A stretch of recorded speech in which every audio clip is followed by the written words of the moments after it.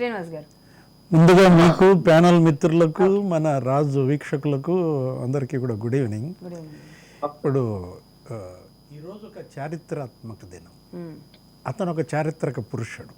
ఎవరు? ఎన్టీఆర్. ఎన్టీఆర్ అంటే ఆ 3 అక్షరాలే అనంత శక్తి అంటారు. అలాంటి వ్యక్తిని నివాళులు అర్పించటం ప్రతి ఒక్కళ్ళ తెలుగు వాళ్ళ బాధ్యత. ఏది నివాళులు అర్పించడాన్ని ఎవరు కాదనరు. కానీ దీన్ని సాకుగా తీసుకుని ఆ కుటుంబాన్ని మీద ఇలా దుమ్మెత్తిపోయటం, ఇలా బురద జల్లటం, ఇది ఎన్టీఆర్కి వీళ్ళు అర్పించే నివాళ. కొడాలి నాని ఈరోజు ఎన్టీఆర్కి ఈ విధమైన భాష ద్వారా నివాళులు అర్పిస్తున్నాడా? ఎన్టీఆర్ నోటి వెంట ఈ భాష ఎప్పుడన్నా విన్నారా? అసలు కృష్ణా జిల్లా అంటేనే తెలుగు సంస్కృతి సంప్రదాయం. ఇప్పుడు కృష్ణా జిల్లా ఫేమస్ పర్సనాలిటీస్ ఎవరు?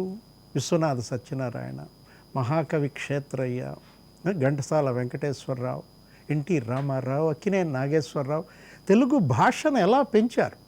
మన మన మన వాళ్ళంతా కూడా మన ఘన వారసత్వానికి వాళ్ళు నిదర్శనాలు. అలాంటి ఘన వారసత్వ సంపద ఉన్నటువంటి ఆ గడ్డ మీద ఇదా బూతులే వీళ్ళ వారసత్వ సంపద? ఈ భాష వీళ్ళు మాట్లాడేది. ఇప్పుడు జాతికే నాగరికత నేర్పిన జిల్లా అంటారు ఏది? కృష్ణా జిల్లా. ఆ కృష్ణా జిల్లాని ఇంత కంపు చేశారే, ఇంత భ్రష్టు పట్టించారే. కృష్ణా జిల్లాని చెప్పుకోవడానికే ఇవాళ ఆ జిల్లా వాసులు సంకోచించే పరిస్థితి ఎవరి వల్ల వచ్చింది? ఎవరి? కొడాలి నాని. కొడాలి నానికి మొదట బీఫామ్ ఇచ్చింది ఎవరు? ఎన్టీ రామారావు ఇచ్చాడా? ఫస్ట్ బీఫామ్ నువ్వు ఎవరి దగ్గర తీసుకున్నావు? అప్పుడు ఆయన ఇంద్రుడా? అప్పుడు ఆయన చంద్రుడా? 2004లో 2009లో ఇతనికి బీఫామ్ ఇచ్చింది చంద్రబాబు. కాళ్ళకు నమస్కారం పెట్టి బీఫామ్ తీసుకున్నాడు నా కళ్ళ ముందు. నేను అది యాక్చువల్గా రావి కుటుంబం వరుస పెట్టి 4 సార్లు గెలిచారు. ఎన్టీ రామారావు 2 సార్లు గెలిచారు అక్కడ. అలాంటి దాంట్లో ఆయన ఎంతో ఆలోచించాడు. ఏది? రావి కుటుంబానికి టికెట్ ఇవ్వకుండా ఇతనికి టికెట్ ఇస్తే అది సరైన నిర్ణయమా అని చెప్పి చంద్రబాబు చాలా ఆలోచిస్తే జూనియర్ ఎన్టీఆర్ పట్టుబట్టాడు కాబట్టి హరికృష్ణతో ఉన్నటువంటి సాన్నిహిత్యంతో అతనికి టికెట్ ఇచ్చారు. అతను నా కళ్ళ ముందు చంద్రబాబుకి అతను ఒక లిస్టు తీసుకెళ్ళి ఇచ్చాడు. నేను గుడివాడలో ఈ వాటర్ ట్యాంకులు పెట్టాను, ఈ నీళ్లు పోస్తున్నాను. ఇది రోజు ఇదే పని. ఎవరికి? కొడాలి నానికి ఎన్టీఆర్ భవన్ హైదరాబాద్ చుట్టూతా, చంద్రబాబు ఇంటూ చుట్టూతా ప్రదక్షిణలు చేసి అప్పుడు ఉన్నటువంటి తెలుగుదేశం ప్రధాన కార్యదర్శుల కాళ్ళు పట్టుకుని టికెట్ తెచ్చుకున్నాడు. అప్పుడు మరి చంద్రబాబుని విమర్శించలేదే? అప్పుడు చంద్రబాబు నీకు ఇష్టుడా? నీకు రాజకీయ భిక్ష పెట్టింది చంద్రబాబు కదా.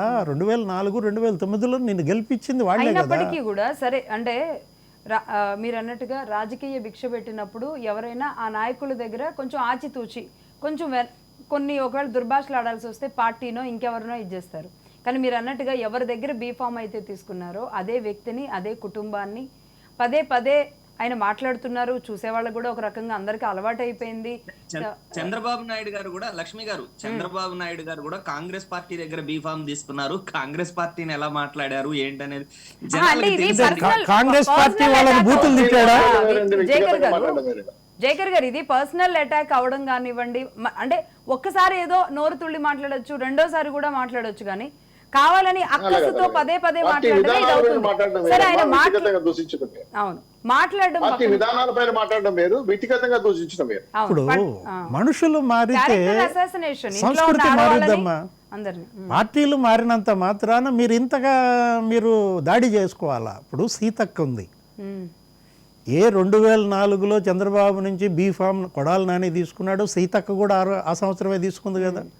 ఎక్కడ? ఇక్కడ ఇప్పుడు ప్రజెంట్ తెలంగాణ మంత్రి సీతక్క ఏనాడన్నా ఆమె వెళ్ళింది కదా బయట పార్టీకి, ఆమె తిట్టిందా? రేవంత్ రెడ్డి బీఫామ్ తీసుకున్నాడు కదా.